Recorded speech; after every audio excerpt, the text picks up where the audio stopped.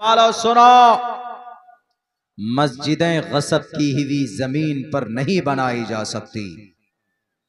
अगर किसी बादशाह ने किसी मंदिर को तोड़कर अगर मस्जिद बनाया है, अगर यह प्रमाण हो जाए, सबूत हो जाए, तो इस्लामिक शरीयत आज भी कहती है कि अगर यह प्रूफ हो जाए कि किसी मंदिर को तोड़कर वहां पर मस्जिद की तामीर हुई है, तो उस मस्जिद को बनाना जायज नहीं है, उसमें नमाज नहीं पढ़ सकते। गसब की हुई जमीन में मस्जिद नहीं बनाई जा सकती। तुम क्या, तुम्हारे कोर्ट कानून और जुडिशरी क्या फैसला देंगे? हम पहले फैसला देते, लेकिन प्रूफ पेश करो। अगर प्रूफ हो जाता है, वाज़ेह हो जाता है कि हाँ नहीं, फला मस्जिद मंदिर तोड़कर यकीनन बनाया गया है, इसकी बुनियाद रखी गई है, इसकी तामीर हुई है, तो एक एक ईंट उखाड़ कर फेंक देंगे, जमीन तुम्हारे हवाले कर देंगे। लेकिन हमें यकीन है कि जो लोग मस्जिदों की जिन्होंने तामीर की, क्योंकि उनके पास उलमा थे, पता चलता है कि भाई वहां पर मटन है, योगी जी की अम्मा को काटा है किसी ने, गाय का गोश्त, योगी जी की अम्मा बोलते हैं उसको, इसीलिए हमने थोड़ा मुहज्जब लफ्जों में बोला है, वरना हम पर केस बुक हो जाएगा। तो फौरन पहुंच जाते। कितनी कीमत है? मटन है, खस्सी का गोश्त है, 700 रुपए किलो, 800 रुपए किलो। नहीं झिझकते, फौरन लो जी, आधा किलो दीजिए, 1 किलो दीजिए। लाकर खाया आपने, हजम हुआ, सुबह तक खत्म, कुछ भी नहीं फायदा हुआ। अगर आपने 200-250-300 रुपए से अगर आपने मस्जिद की या मदरसे की अगर आपने रसीद बना दी, तो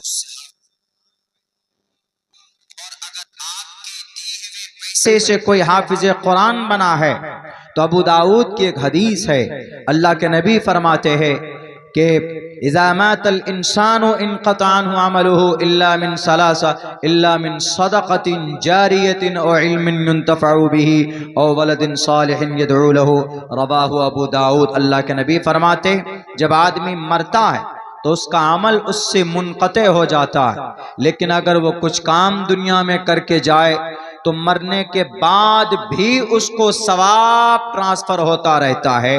तो उनमें से एक यही है कि अगर आपने कोई मदरसा बना दिया, अगर आपने मदरसे में कोई ताउन पेश कर दी, या आपने किसी हाफिज कुरान को बनाने में मदद की, तो आप मरकर चले जाएंगे, लेकिन वो सवाब जब तक वो मदरसा बाकी रहेगा, जब तक उस हाफिज कुरान से दूसरा हाफिज कुरान पैदा होगा, तीसरा हाफिज कुरान पैदा होगा, तो क़यामत तक ये सिलसिला चलेगा।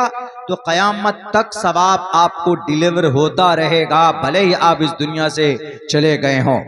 मेरे भाइयों, बहुत बड़ी आसानी के साथ ये तरतीब बनाई जा सकती। अगर 6 लाख महीने का आए, तो मेरे ख्याल से इस मदरसे का महीने का बजट ज्यादा से ज्यादा अगर हो सकता है तो 2 लाख रुपए होगा, 3 लाख रुपए होगा, 4 लाख रुपए होगा। और 4 लाख रुपए में मदरसे का बजट, असातिज़ा की तनख्वाह, बच्चों को अच्छा खाना, बच्चों को दूध और बच्चों को एनर्जेटिक चीजें, बच्चों को तालीम के साथ साथ खेल कूद का बंदोबस्त, स्पोर्ट्स की ट्रेनिंग, अगर ऐसा मामला होगा तो हमारा मदरसा भी शान के साथ आगे बढ़ेगा और आपके लिए हश्र के मैदान में आपके दर्जात बुलंद होते चले जाएंगे, क्योंकि आपने ताउन पेश की है। दुनिया की सारी चीजें आपके साथ बेवफाई कर सकती, जमीन पर आपने मेहनत की है, मरने के बाद आपको जमीन साथ नहीं देने वाली। आपने तिजारत की, बहुत बड़ा बिजनेस किया, आपने बहुत बड़ा घर बनाया, गाड़ी खरीदी आपने, लेकिन मरने के बाद all things will be destroyed, सारी चीजें खत्म हो जाएगी। लेकिन अगर आपने जो अल्लाह के रास्ते में खर्च किया है, मेहमानान रसूल के लिए, मदरसों के लिए खर्च किया है, ये कल क़यामत में आपको निजात दिलवा कर ही दम लेगी। इसीलिए मैं कहता हूं कि अगर ये उम्मत ठान ले कि हमको महीने में 200-300 रुपए से मदद करना है, हर गांव का मदरसा खुशहाल होगा और उलमा खुशहाल होंगे, उलमा खुश होंगे। इस जमीन पर सबसे मुकद्दस जमात अगर किसी की है नबी और सहाबा के बाद, तो उलमा किराम के मुकद्दस जमात। आज तो हम उलमा किराम को गालियां तक दे देते, और अगर कोई आलिम दीन मदरसा चलाता है तो कहते हैं कि चंदा खा खा कर पलता है और चंदे पर जिंदगी गुजरती है। जुबान को लगाम दो, आलिम दीन के मकाम और मर्तबे तक कोई माए का लाल नहीं पहुंच सकता।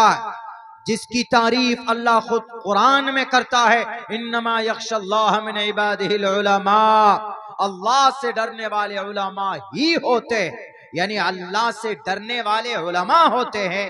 कौन बयान कर रहा है? अल्लाह कह रहा है। जिसकी फजीलत अल्लाह बयान करे उसका मकाम और मर्तबा क्या हो सकता, हम और आप अंदाजा शायद नहीं लगा सकते। बहरकैफ आज जो इस्लाम जिंदा है थोड़ा बहुत मुल्क हिंदुस्तान के अंदर, तो हमारे इन्हीं मदरसों की देन है। इन्हीं मदरसों की वजह से हमारा कुरान, हमारे हुफ्फाज़ किराम और आलिम दीन पैदा होते। इसीलिए मेरे भाइयों, इन मदरसों को हल्का न जानो, इन मदरसों को हल्के में लेने की जरूरत नहीं। तरतीब बनाइए, अहद कीजिए कि मौलाना अब्दुल्ला ने जो बात कही है, ज्यादा नहीं, आपके पास 300 नहीं दे सकते, आप कम से कम 200 रुपए की महीने की तरतीब बनाइए। आप 200 नहीं दे सकते तो कम से कम 100 रुपए की तरतीब बनाइए। अगर आप 100 रुपए नहीं दे सकते तो कम से कम आप 50 रुपए की महीने की तरतीब बनाएं। यही नहीं, यही मदरसा नहीं, जहां पर भी मदरसा चलता, आपकी बस्ती में मदरसा नहीं है, मकतब है, तो उस मकतब के अंदर दीजिए आप। अगर आपके यहाँ कोई बड़ा इदारा नहीं, एक मौलाना साहब इमाम साहब है लेकिन मकतब में आपके बच्चों को पढ़ाते, तो आप भी उनको दीजिए जाकर। अगर वो चंदा नहीं लेते, आप उनको तोहफा समझ करके दीजिए। अगर 100 आदमी एक 100 रुपए उस आलिम दीन को देगा तो 10,000 रुपए जमा होगा, 10,000 रुपए की रकम जमा होगी, और जो उस आलिम दीन को खुशहाल बनाएगा। मेरे भाइयों, बहुत आसान है, वेरी सिंपल है, कर सकते हैं अगर ये कौम चाहे तो। जो कौम चाहती है वो तरक्की करती। आरएसएस लोग अगर ये पैसा खर्चा करे, इनको सवाब मिलता है? मरने के बाद नेकी मिलेगी? नहीं मिलेगी, क्योंकि नेकी मरने के बाद हासिल करने के लिए to believe in one God, एक अल्लाह पर आस्था जरूरी है, एक अल्लाह का अकीदा जरूरी, जो कि हिंदू धर्म के अंदर नहीं है। इसलिए वहां पर कहा गया, युनाह पिता जनिता यु विधाता धामानि वैद भुवनानि विश्वा युदेवा नाम नाम दायक इवतम सम प्रश्नम भुवना यंतयन्या। मरने के बाद रब के सामने सबकी हाजिरी होगी, लेकिन वहां पर मरने के बाद नेकी उसी को दी जाएगी, सवाब उसी को होगा, जन्नत उसी को मिलेगी जो दुनिया में नेकी करेगा लेकिन ईमान वाला होगा। अगर कोई हिंदू नमाज पढ़े, अगर कोई हिंदू अल्लाह का नाम ले, अगर कोई हिंदू सदका करे, अगर कोई हिंदू दान करे, तो उसको दुनिया में ही उसका बदला मिल जाएगा। मरने के बाद उस पर नेकी नहीं मिल सकती है। मरने के बाद उनकी दान और उनकी नेकी और उनकी नमाज, या अगर बहुत से हिंदू भाई ऐसे जो रोजा भी रखते, लेकिन अगर अल्लाह को नहीं मानता है, एक अल्लाह को नहीं मानता है, अपने अकीदे को पाक और पवित्र नहीं करता है, मुशरिकाना अकीदा रखा हुआ है, तो कोई भी आदमी जिसका अकीदा खालिस न हो, जिसके अकीदे के अंदर गड़बड़ी हो, तो वह आदमी जन्नत नहीं जा सकता है। जन्नत के लिए जो चाबी है वो ईमान है। इसीलिए अरकान इस्लाम, बुनियाद इस्लाम जो 5 है, उनमें पहले नंबर पर कहा गया, क्या बुनियल इस्लाम वाला खमसिन, शहादती अल्लाह इलाहा इल्लल्लाह, अल्लाह को एक मानना, उसकी गवाही देना होगा। तो मेरे भाइयों, ये लोग करते, आरएसएस लोग लाखों रुपए दान करते।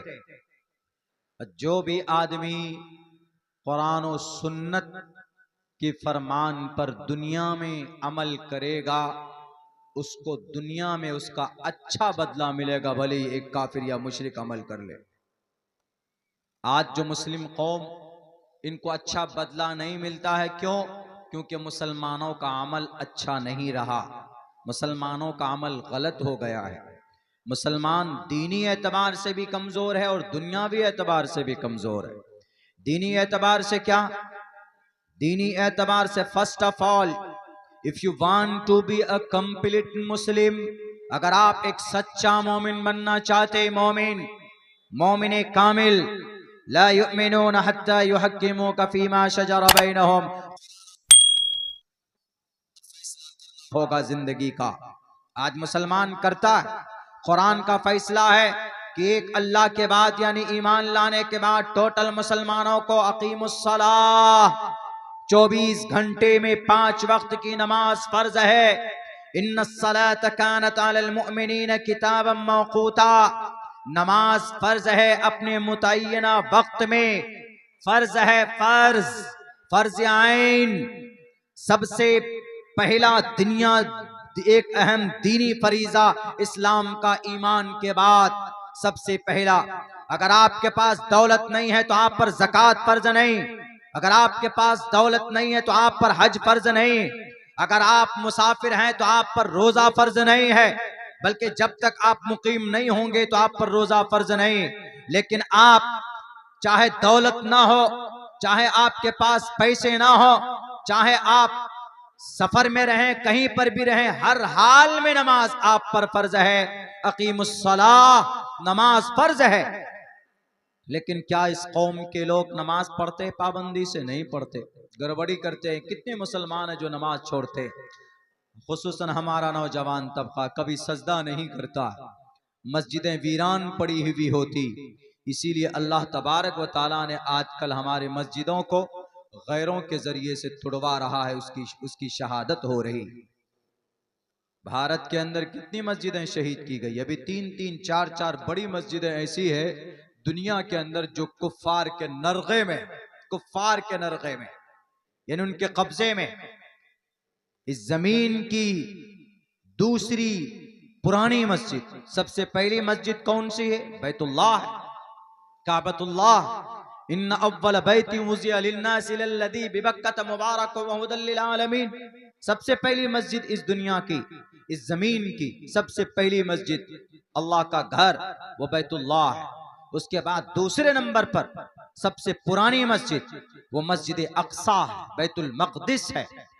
तीसरे नंबर पर जो मस्जिद बनाई गई वो मस्जिद नबवी है, मस्जिद नबवी। लेकिन मकाम और मर्तबे के एतबार से, फजीलत के एतबार से बैतुल्लाह है, दूसरे नंबर पर मस्जिद नबवी है, तीसरे नंबर पर बैतुल मक़दिस है।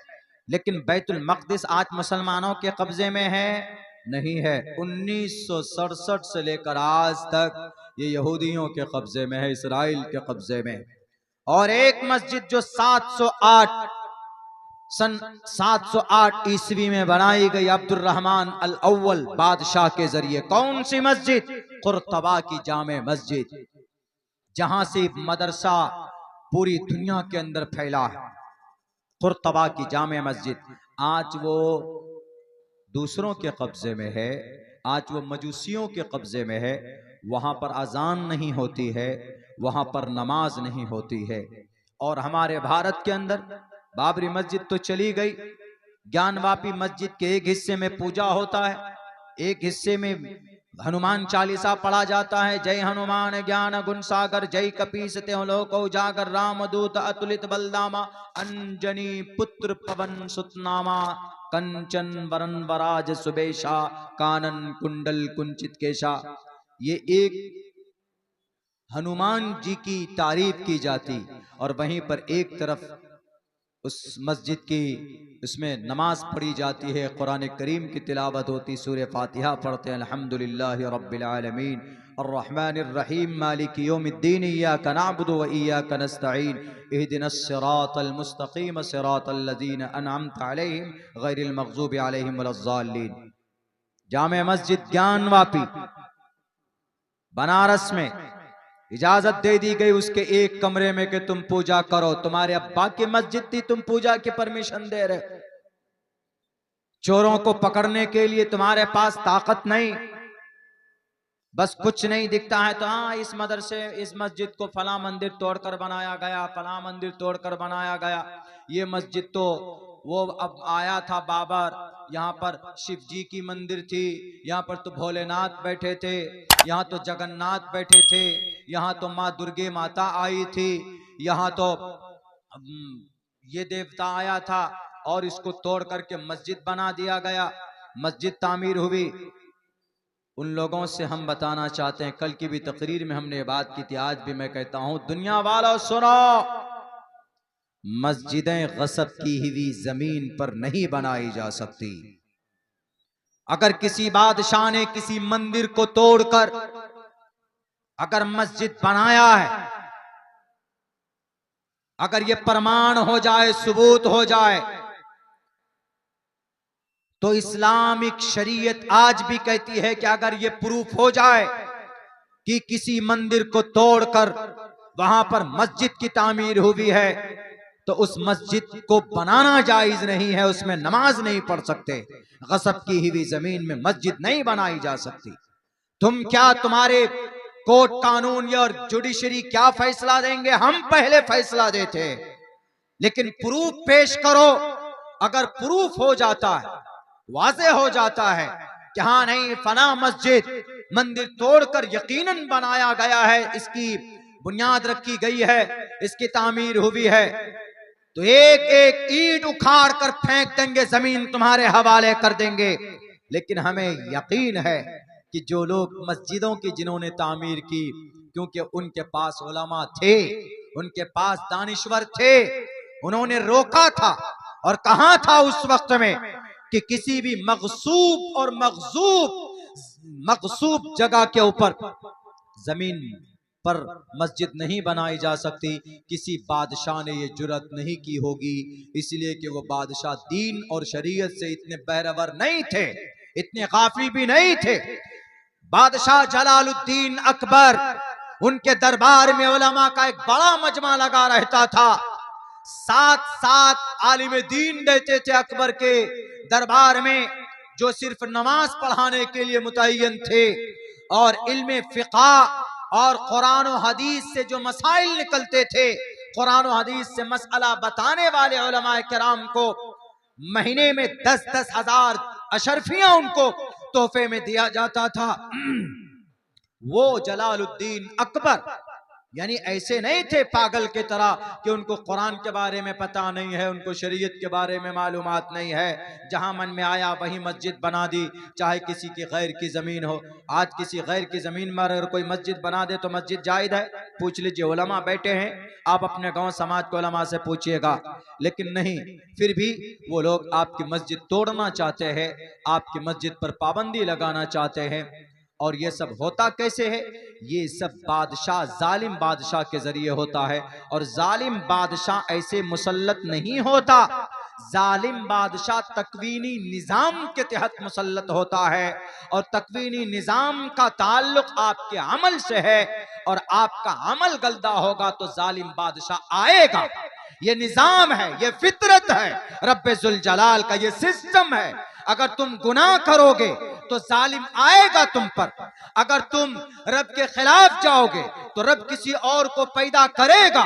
या अय्युहल्लज़ीना आमनू मन यर्तद्द मिनकुम अन दीनिही फसौफ यअतिल्लाहु बिकौम। अगर ए मुसलमानों, तुमने शरीयत से रूगर्दानी की है, तुम नमाज अपनी जिंदगी में नहीं, तुम नबी की सुन्नत के मुताबिक जिंदगी नहीं गुजारते हो।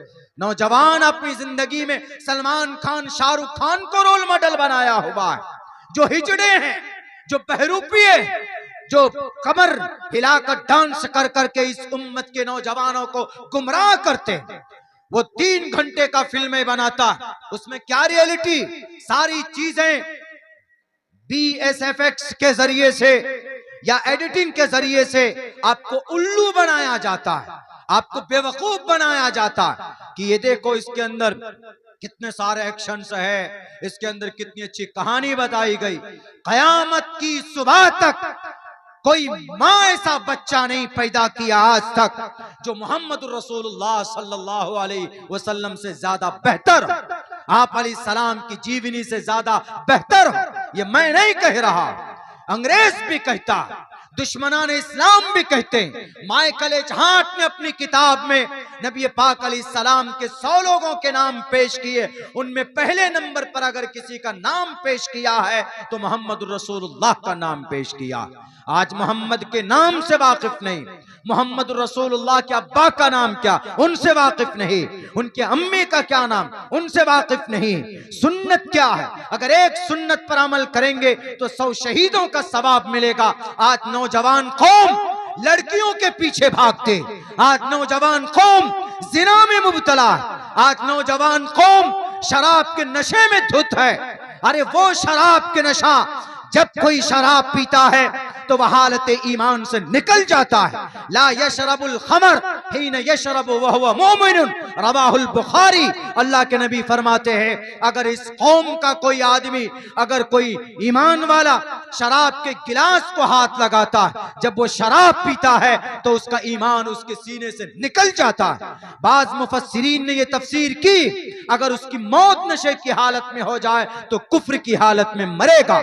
नौजवानों किस लिए जवानी दी? इसलिए नहीं कि आप शराब पीजिए, आप लड़कियों के पीछे भागे, नमाज नहीं जानते, सुन्नत नहीं जानते, कुरान पढ़ना नहीं जानते, तिलावत करना नहीं जानते। आज यही वजह है कि उम्मत मुस्लिमा का अमल गंदा हुआ। अल्लाह ने जालिम बादशाहों को मुसल्लत किया पूरी दुनिया के अंदर। आज जो सरजमीन अंबिया गजा पट्टी में 60,000 लोग मारे गए, आज तक शहीद किए गए, उनमें 1750 मासूम बच्चे हैं जिनकी उम्र 1 साल। 17,500 बच्चे जिनको शहीद कर दिया गया। आज तक वो जुल्म थम नहीं रहा है। लेकिन फिर भी एक बात बताए, फिर भी गजा पट्टी मिटा नहीं, एक भी घर वहां पर महफूज नहीं है। कई हजार टन RDX बरसाया गया। कहां पर? गजा पट्टी में। बहुत बड़ा इलाका नहीं है, 40 लाख लोग रहते हैं वहां, यानी आपके किशनगंज के दुगने लोग रहते हैं वहां। 40 लाख लोग रहते हैं। पिछले 400 दिन से वहां पर तोप, तीर, तफंग, RDX इस वक्त दुनिया की सबसे खतरनाक केमिकल है। आपके इस बस्ती को सिर्फ 2-3 किलो RDX तबाह बर्बाद कर सकता है।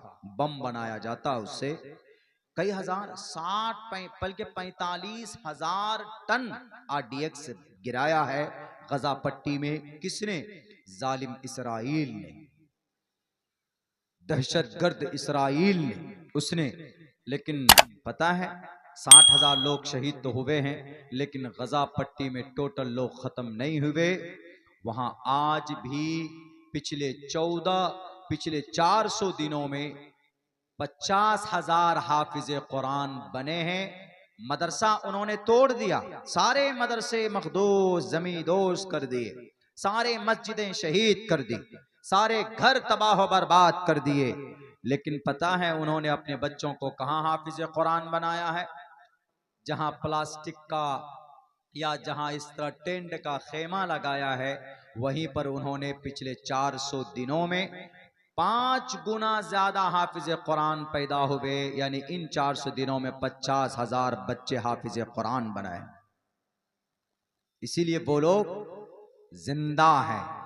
हमारे और आपके अमल बद की वजह से, पूरी दुनिया के उम्मत मुस्लिमा के गुनाहों की वजह से अल्लाह ने गजा पट्टी पर, वहां पर अजाब की शक्ल में दिखाया उस उम्मत को कि सुधर जाओ। भारत के अंदर बड़े बड़े चीफ मिनिस्टर को, लाल बुझक्कर को आपके साथ मुसल्लत किया।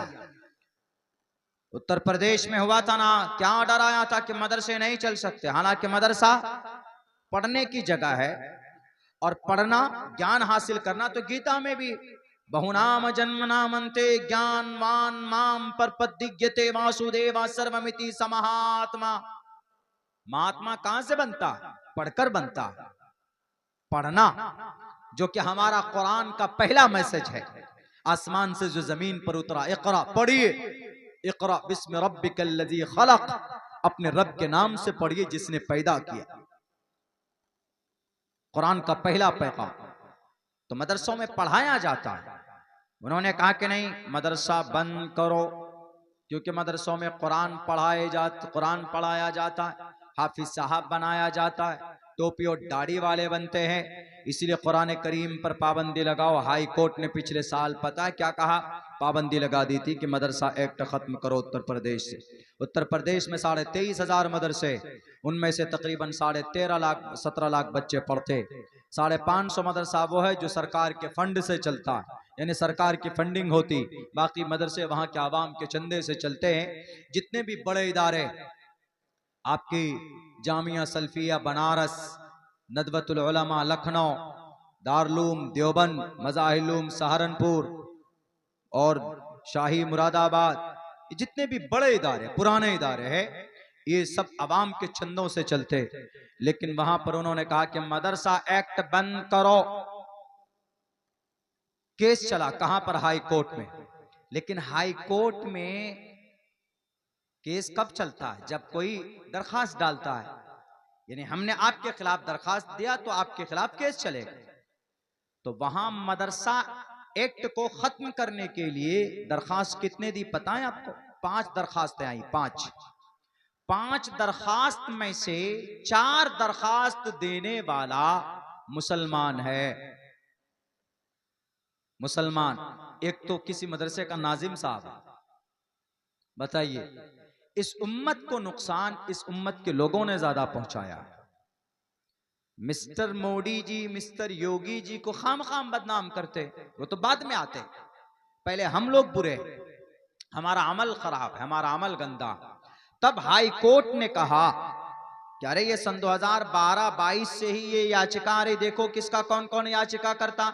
एक का नाम शकूर, एक का नाम फजलुर रहमान, एक का नाम खुर्शीद, एक का नाम सरफराज। ये फर्जी नाम है मुसलमान, वो नाम एग्जैक्ट नहीं बोल रहा हूं मैं, लेकिन यही नाम है, मुस्लिम नाम है सबके सब। उनमें लिखा है कि वो उत्तर प्रदेश के जिला सहारनपुर का एक मोहतमिम भी है। 5 दरखास्त में से एक मिश्रा जी है, हिंदू है, लेकिन बाकी 4 दरखास्त देने वाला मदरसे के खिलाफ। कम बखत मदरसे की तारीख नहीं मालूम है। मक्की जिंदगी में दारे अरकम मदरसा था, मदनी जिंदगी में मदरसा सुफ़ा, जो मस्जिद नबवी के साथ, मस्जिद के साथ साथ उस चबूतरे को बनाया गया था, वो मदरसा था। वो अल्लमल इंसान मा लम यालम अल्लम बिल कलम, कुरान में अल्लम बिल कलम, कुरान कलम के जरिए से अल्लाह ने इंसान को उन चीजों, इंसान को सिखाया। अल्लमल इंसान मा लम यालम, इंसानों को वो बताया जो इंसान नहीं जानते थे। मेरे भाइयों, इस उम्मत के लोगों के जरिए से नुकसान ज्यादा हो रहा है, हमारे और आपके बुरे अमल की वजह से ज्यादा हो रहा। मैं एक चीज और आपको बताऊं, मेरे ऊपर तो खैर अनाप शनाप के इल्जाम लगते, मौलाना अब्दुल्ला किसी के खिलाफ बोल देता है, मैं किसी के खिलाफ नहीं बोलता हूं। जो बात हक है, जहां पर कोई बुराई होती है, अपनी जुबान से उसको रोकने की कोशिश करता हूं। अल्लाह के नबी की हदीस भी, मन रअा मिनकुम मुनकरन फलयुगय्यिरहु बियदी, कोई बुराई होती है तो उसको हाथ से रोको उसको। वमन लम यस्तती, अगर आप उसको नहीं रोक सकते हाथ से, मन रअा मिनकुम मुनकरन फलयुगय्यिरहु बियदी फइन लम यस्तती फबिलिसानी, तो अगर हाथ से नहीं रोक सकते तो फबिलिसानी, जुबान से रोकिए।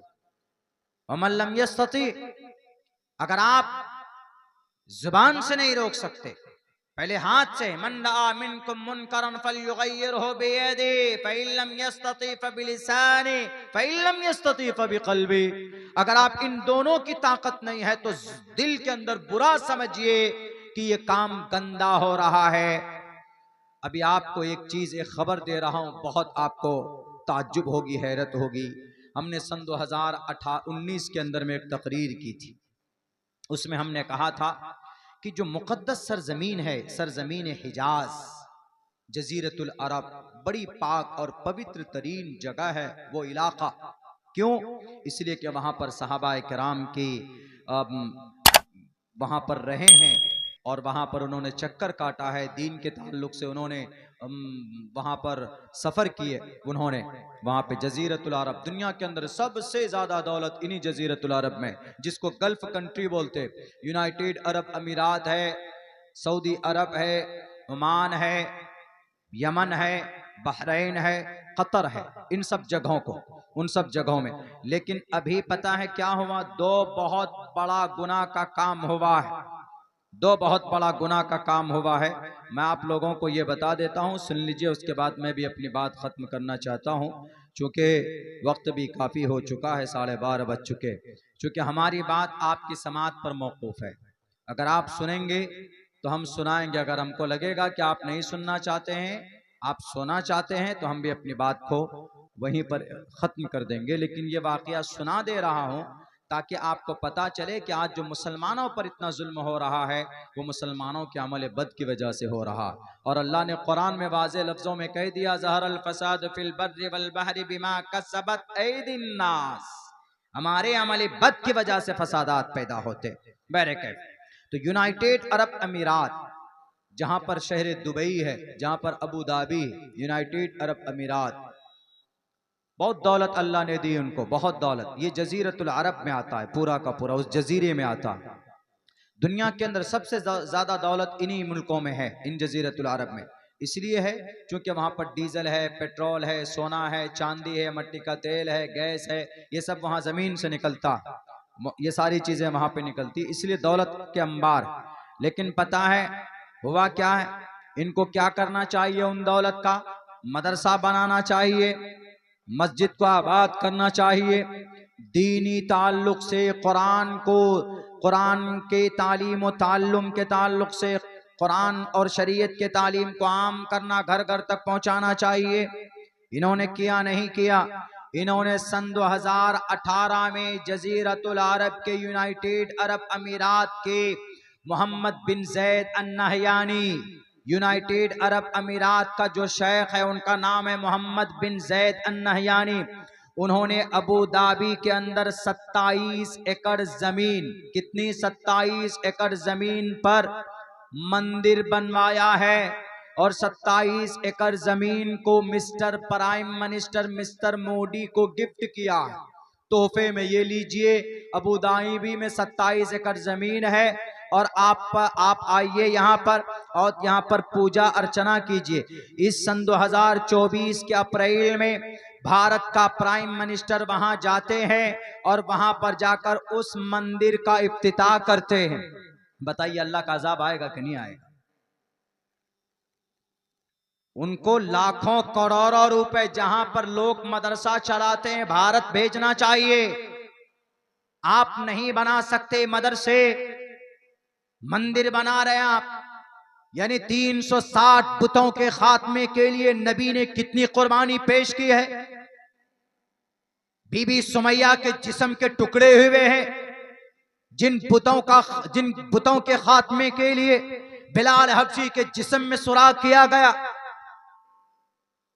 जिन बुतों के खात्मे के लिए हजरत बशीर इब्न जिंदल को घसीटा गया, हजरत खब्बाब बिन अरत को अंगारों पर लिटा कर भून दिया गया, हजरत जुबैर की आंखें निकाली गई, अल्लाह के नबी के गर्दन पर रोजड़ी डाली गई, हजरत अबू बकर सिद्दीक को मारा गया, अल्लाह के नबी को कत्ल करने पर उतल पड़े वो लोग। फिर से वही चीज लाना चाहते हो, फिर से वही लात मनात उज्जा को लाना चाहता है कौन? जजीरतुल अरब के मोहम्मद बिन जैद अन नहयानी।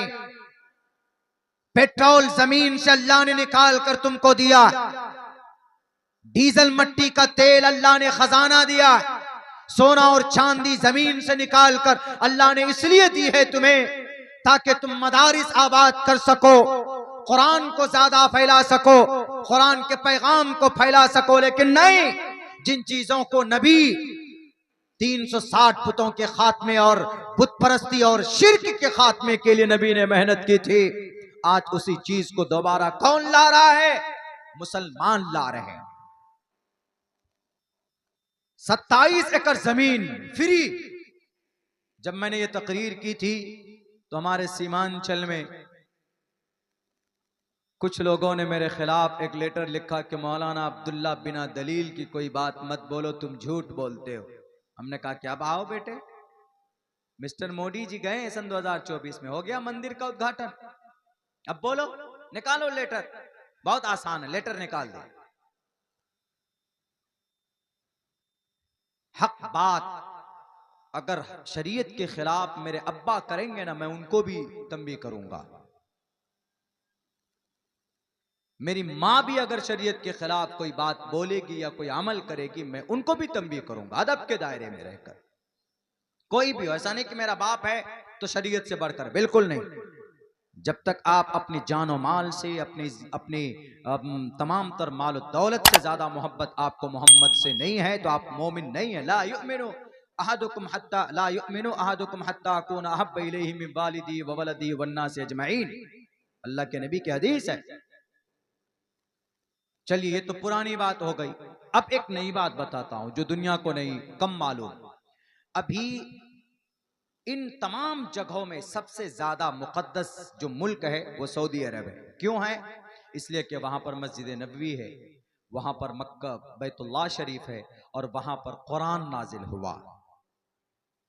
जो आदमी जितना बड़ा मकाम में होता है ना, उसकी उतनी बड़ी जिम्मेदारी बढ़ जाती। हम अगर हाफिज कुरान है तो हमारी जिम्मेदारी एक आम आदमी से ज्यादा, हम आलिम दीन है तो एक आम आदमी से हमारा जिम्मेदारी बड़ी हो जाती। हम एक नॉर्मल आदमी की तरह खड़े होकर कहीं सिगरेट नहीं पी सकते, ऐसे कि चलो भाई सड़क के किनारे बैठ गए, सिगरेट पी रहे, पुड़िया खा रहे, खूब किसी के खिलाफ बोल रहे, नहीं बोल सकते। क्यों? क्योंकि हमको लोग रोल मॉडल के तौर पर देखते हैं अपने आलिम दीन को, कि अरे इमाम साहब, मौलाना साहब, आप सिगरेट पी रहे, ला हौल बिला कुव्वत, तो कौम का क्या होगा, बेड़ा गर्क। तो उनकी जिम्मेदारी बढ़ जाती है। तो इन जजीरतुल अरब में सबसे नंबर 1 पे काबतुल्लाह शरीफ सऊदी अरब है। तो सऊदी अरब की जिम्मेदारी बढ़ जाती है किस दीन के ताल्लुक से, शरीयत के ताल्लुक से ज्यादा उनको हसास रहना पड़ेगा। अभी क्या हुआ है, अभी अगर मैं झूठ बोलता हूं तो इलेक्ट्रॉनिक मीडिया में, प्रिंट मीडिया में चले जाइए, वहां पर दुनिया का सबसे बड़ा गाने का मेला लगाया गया है। सबसे बड़ा कहां? रियाज में, जो सऊदी अरब की कैपिटल है, सबसे बड़ा। वहां के जो बादशाह हैं मोहम्मद बिन सलमान साहब, उनका स्टेटमेंट यह है कि हम ये इसलिए कर रहे हैं, और गाना गाने वाले कोई बुरके में नहीं है। पहले बात तो गाना हराम। 4 आयतें हैं कुरान में, वमिनन्नासि मन यश्तरी लहवल हदीस लियुज़िल्ला अन सबीलिल्लाह बिगैर इल्मिन व यत्तखिज़ा हुज़वा उलाइका लहुम अज़ाबुम मुहीन। 21वें पारे में सूरह लुक़मान है, वहां पर यह आयत है। और इसी से लहवल हदीस से मुराद गाना है। हजरत अब्दुल्ला इब्न मसूद ने लहवल हदीस से यह कहा कि इससे मुराद गाना है। हजरत अब्दुल्ला इब्न अब्बास ने कहा कि लहवल हदीस से मुराद गाना है। हजरत हसन बसरी रहमतुल्लाहि अलैह ने कहा कि लहवल हदीस से मुराद गाना है। लेकिन सिर्फ गाना, इन्होंने सिर्फ गाना मुराद लिया है। लेकिन और जितने भी उलमाए किराम हैं, सलफ सालिहीन है और सहाबाए किराम हैं, उन्होंने कहा कि लहवल हदीस से मुराद गाना, फिल्म, डिस्को और चैरिटी शो, और जनाब वो यूट्यूब के अंदर में वेब सीरीज, सारी चीजें, डिस्को, डांस, अमेला, झमेला, सारी चीजें, हर वो चीज शामिल है जो आपकी दीन के अंदर में मुखिल हो, जो आपके दीन के काम में अमल करने में आपको रोक दे, वो सारी चीजें मुराद है। तो अल्लाह के नबी कुरान करीम के अंदर में साफ वाज़ेह लफ्जों में है, वमिनन्नासि मन यश्तरी लहवल हदीस लियुज़िल्ला अन सबीलिल्लाह। आप अलैहिस्सलातु वस्सलाम पर कुरान करीम की आयत कब नाजिल हुई? ये उस वक्त में हुई थी, एक काफिर था जिसका नाम नजर बिन हारिस था। जब अल्लाह के नबी कुरान करीम की आयत उतरती तो लोगों को बताते, लोगों को पढ़कर सुनाते, तो लोगों को कुरान अच्छा लगता, तो आप अलैहिस्सलातु वस्सलाम के तरफ फौरन लोग मुतवज्जा होते, कुरान करीम को सुनते तो दिल की कैफियत बदल जाती, इस्लाम के दामन को थाम लेते थे। तो वो लोग रोक नहीं पाते थे। तो नजर बिन हारिस ने सोचा, क्योंकि वो दुश्मनान इस्लाम में से था, उसने सोचा कि अरे ये दिन ब दिन इनकी तादाद बढ़ती जा रही है, इनकी सदस्यता बहुत ज्यादा हो रही है, इनके लोग लोग बढ़ रहे हैं, कोई ना कोई ऐसा काम करो, इस कुरान करीम की तोड़ निकालो। तो नजर बिन हारिस जो काफिर था, मुशरिक था, वो फारस जाता था, वहां से किस्सा कहानी खरीद कर लेकर आता। ये आयत तभी नाजिल हुई, किस्सा कहानी खरीद कर लेकर आता और लोगों से कहता कि लोगों, तुमको मोहम्मद तो आद और समूद की कहानी बतलाता है, कौम आद कौम समूद की कहानी सुनाता है, किस्सा सुनाता है। मैं तुमको ईरान के बादशाहों की लड़ाई, रुस्तम और असफंदे यार की लड़ाई और उनकी बाजुओं की ताकत सुनाता हूं। आओ देखो किन की बातों में ज्यादा दिलचस्पी है, किन की बातें ज्यादा अच्छी। तो वो अल्लाह के नबी एक तरफ कुरान सुनाते, उसी आदमी को ये पकड़ कर लाता, अपने घर पर दावत करता। बल्कि उस आदमी ने तो एक लौंडी, एक लड़की को, यानी एक सिंगर को, जैसे आज सिंगर है ना यूट्यूब के अंदर में, वो इंडियन आइडल, सारे गामा पा क्या है वो सब सुनते हैं, उसके अंदर में लड़कियां गाती, लेडीज गाती, बड़े बड़े सिंगर मशहूर गुलकारा पैदा हुई भारत के अंदर और अमेरिका के अंदर, यहूदियों में, जिनको 80-80 करोड़ रुपए देकर लोग बुलाते हैं, उनसे गाना गवाते हैं। भारत के अंदर में एक दुनिया का एक ढोंगी करोड़पति, अरबपति, उसने अपने बेटे की शादी में 70 या 80 करोड़ रुपए देकर उसके सगाई में बुलाया था वो गुलकारा को, यानी सिंगर, लेडी सिंगर को, और उसने गाना वाना गाया होगा, उसको इनाम और पैसे उसकी कीमत दिए होंगे। इसी तरीके पर नजर बिन हारिस एक लड़की को लेकर आया, वो गाना अच्छी गाती थी, औरत की आवाज में चूंकि कशिश होती, इसीलिए अल्लाह तबारक व तआला ने कुरान में कहा फला तखज़ाना बिल कौल, कि तुम किसी अजनबी आदमी से लचक में बात मत करो, अपनी बातों में लचक पैदा मत करो, बल्कि अपनी बात सख्ती के साथ किसी भी अजनबी आदमी के सामने करो तो सख्ती से बात करो। चूंकि औरत की आवाज में कशिश अल्लाह ने रखी, अल्लाह ने उनकी आवाज में एक जादू रखी, उसकी आवाज मर्द के लिए एक अलग तरह की हैसियत रखती, इसीलिए अल्लाह ने उसकी लिमिट बांध दी कुरान करीम के अंदर। बहरे कैफ नजर बिन हारिस एक लौंडी को लाया और उस लौंडी के जरिए उन मुसलमानों को टारगेट करता जो कुरान सुनकर इस्लाम में दाखिल हुए हैं, तो उनको दावत देता अपने घर पर, बेहतरीन बिरयानी खिलाता और बेहतरीन उसको तोहफे देते, और फिर कहता कि आखिर में एक तोहफा और है, जरा ले ये देखिए कितनी खूबसूरत आवाज है, जरा सुनिए।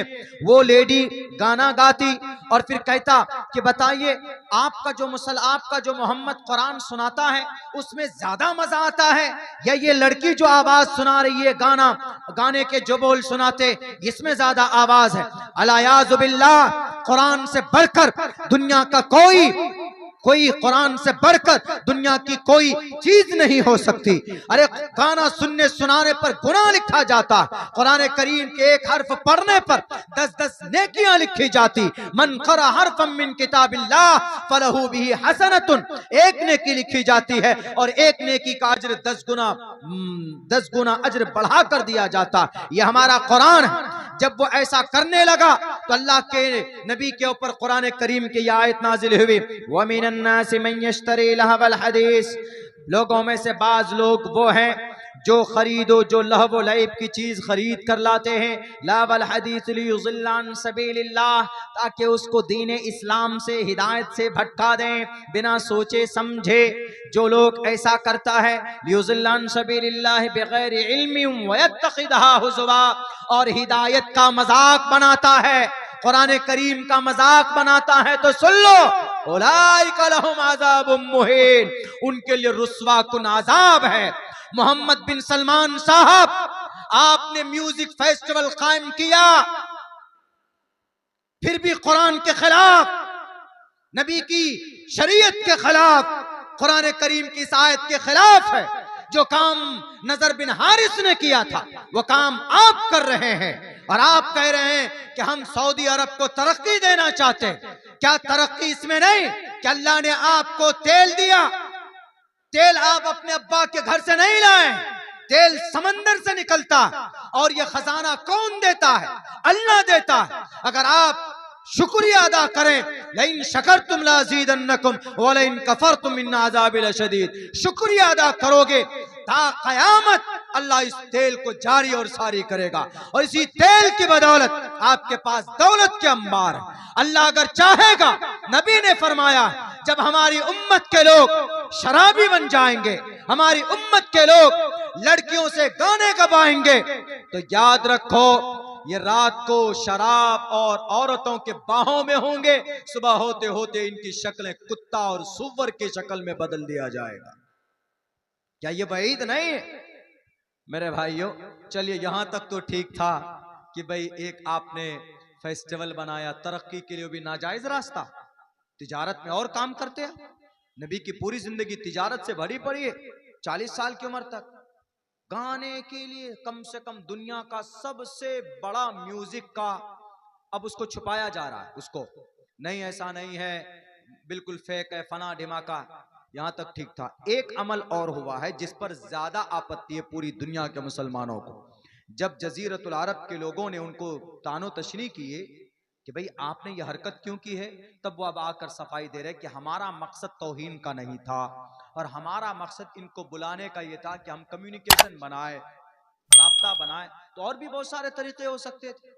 कुरान के खिलाफ जाकर, शरीयत के खिलाफ जाकर अपने आप को पॉपुलर करना नाजायज है, हराम है। पता है सबसे बड़ा गुनाह का काम क्या हो? ये तो काम हुआ है गुनाह का, लेकिन एक बड़ा गुनाह का काम ये हुआ है, मस्जिद है। हम लोग अगर मस्जिद की छत पर कभी जाते हैं तो क्या चप्पल उतार कर जाते हैं, या मस्जिद के अंदर जाते हैं तो चप्पल पहनकर कोई जाता? कोई नहीं जाता। जो मस्जिद के अंदर जाने का हुक्म है वही ऊपर भी चढ़ने का हुक्म। हाँ, मस्जिद अगर चप्पल आपकी पाक है, धुई हुई है, आपको यकीन है कि आपके चप्पल में गंदगी नहीं लगी है, उस वक्त गुंजाइश है, जा सकते हैं। लेकिन किसकी चप्पल पाक है कौन कह सकता है? कोई भी नहीं। यहां से वहां तक जाएंगे तो आपकी क्या गारंटी है कि भाई इसमें गंदगी नहीं लगी? तो बहरकैफ चप्पल पहनकर आप मस्जिद में नहीं जा सकते, इस वजह से कि चप्पल नापाक है। ऊपर छत पर भी अगर आप जाते हैं, कोई भी जाता है तो अदबन उसको उतार कर रख देता है, तब छत पर जाता है, क्योंकि मस्जिद है, एहतराम। और दुनिया के अंदर सबसे ज्यादा फजीलत और अफजल मस्जिद मस्जिद वो बैतुल्लाह शरीफ, काबतुल्लाह है। अब क्या किया है इन्होंने, 3D में एक वीडियो बनाया है। उस 3D वीडियो में काबतुल्लाह के शक्ल की शीशे की एक क्यूब बनाई गई है, यानी एक ढांचा बनाया गया सेम काबतुल्लाह की तरह। और उस वीडियो में इस हिसाब से उसकी एडिटिंग हुई है कि एक लेडीज है, नीम बरहना बिकनी में है, और उसके ये सब पार्ट्स खुले हुए हैं, ये कमर पूरी खुली हुई है, ये पेट खुला हुआ है, ये कमर खुली हुई है उसकी, वो गाना गा रही है। और उस काबतुल्लाह उस छत पर, ऐसे छत है, इस छत पर ऊपर बैठकर जब उसकी एंट्री होती है तो वो क्यूब काबतुल्लाह का जो ढांचा है वीडियो में, वो इस पर चढ़कर माइक लेकर गाना गाते हुए उतरती है, और वो क्यूब नीचे की तरफ ऐसे जाता है। बताइए कितनी बड़ी तौहीन है काबतुल्लाह। क्या वो सऊदी अरब में है तो क्या उनके लिए शरीयत पर अमल करना जरूरी नहीं है? उनके लिए अलग है फर्जियत। या मैं अब्दुल्ला सालिम हूं तो क्या मेरे लिए शरीयत की पर अमल करना मेरे लिए अलग से कानून होगा कि नहीं, मुझे इजाजत है, मैं नमाज नहीं पढ़ूंगा तो चलेगा क्योंकि मैं मौलाना अब्दुल्ला हूं, मौलाना साहब हूं, मेरे लिए अलग? सबके लिए एक है, एक ही हुक्म है।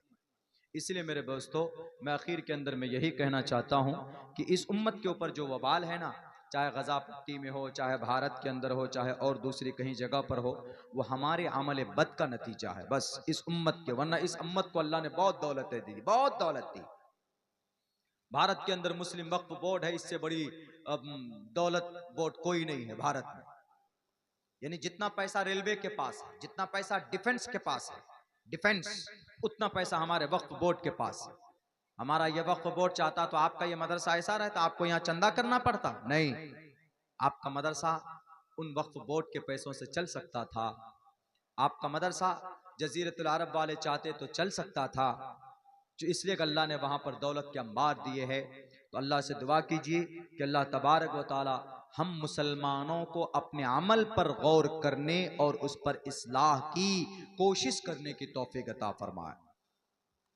हर आदमी अपने अमल को ठीक कर ले तो इंशाअल्लाह तबारक व तआला अल्लाह की मदद आज भी आ सकती है, अल्लाह की मदद आज भी आ सकती है। अल्लाह वही है, अल्लाह अपनी शान के साथ बाकी है, उसका कुरान वही है, उनके अहकामात वही हैं, कोई चेंज नहीं हुए हैं। हम और आप चेंज हो गए, हमारे दिमाग चेंज हो गए, हमारे अफाल चेंज हो गए, हमारे किरदार चेंज हो गए।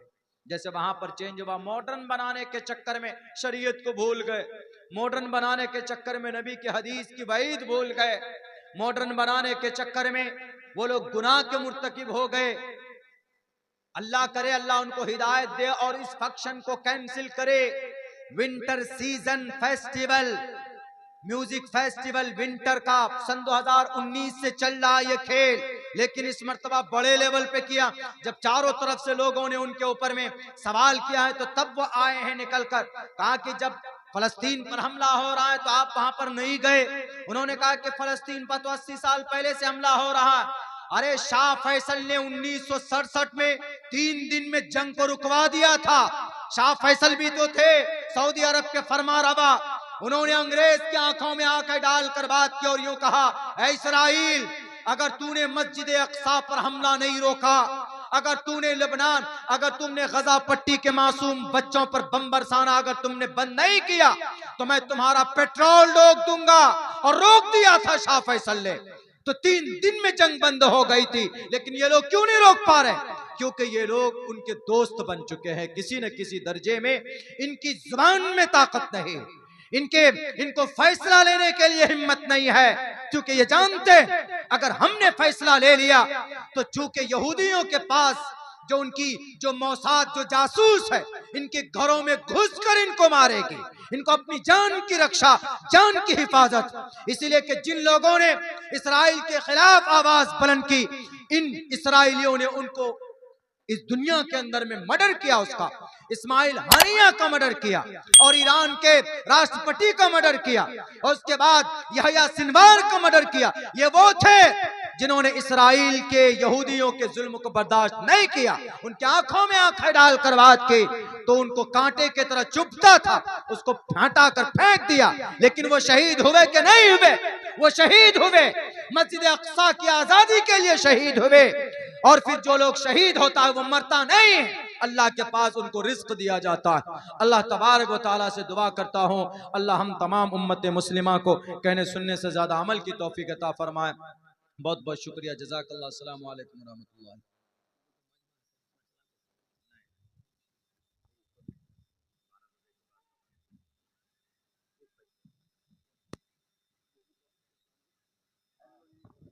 आप बोल दीजिए।